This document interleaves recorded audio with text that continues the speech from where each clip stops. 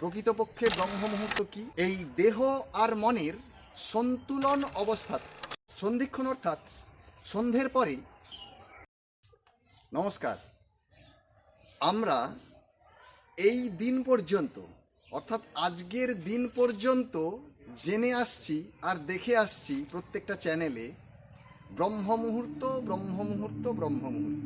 কিন্তু জানেন আপনি প্রকৃতপক্ষে ব্রহ্ম মুহূর্ত কি?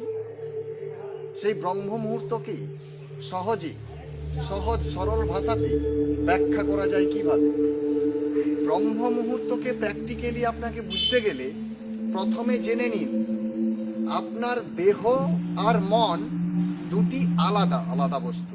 দেহ অর্থাৎ তার স্বাভাবিকত্ব অনুযায়ী বা তার স্বাভাবিক ধর্ম অনুযায়ী তার মতো সে ক্রিয়া করে, আর মন দেহর থেকে ভিন্ন ভিন্ন কাজ করে। দুটি আলাদা, দেহ আর মন।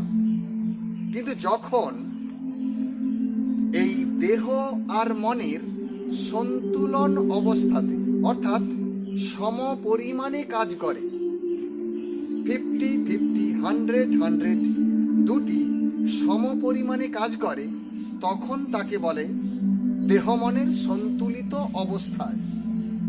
কিন্তু পরিবেশে বা 24 ঘন্টার মধ্যে সেই দেহ আর মনের সন্তুলন অবস্থা কখন ঘটে? যেমন প্রকৃতিতে একটি সন্ধিক্ষণ আসে। সন্ধিক্ষণ অর্থাৎ সন্ধ্যের পরে রাত্রি ঘনিয়ে আসে, আবার রাত্রির কালো অন্ধকার ছেড়ে যখন সেই ভোরের আলো প্রকৃতির মধ্যে বিরাজ করে আর ছড়িয়ে পড়ে, ঠিক সেই সন্ধিক্ষণ বা ওই জয়েন্ট পিরিয়ড যখন সৃষ্টি হচ্ছে, তখন তাকে বলা হয় সন্ধিক্ষণ বা সন্তুলিত অবস্থা। অর্থাৎ 9 দিন 9 রাত, 9 রাত 9 সকাল।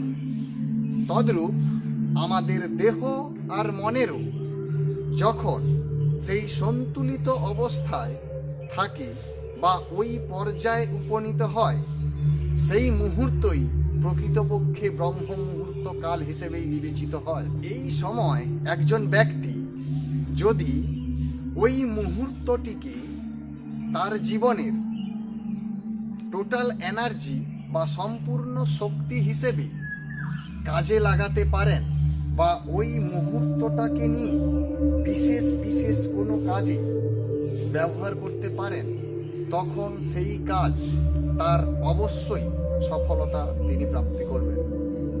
তাই ব্রহ্ম মুহূর্ত আসলে অন্য কিছুই নয়, দেহ আর মনের সন্তুলিত অবস্থার নামই। ওম শান্তি।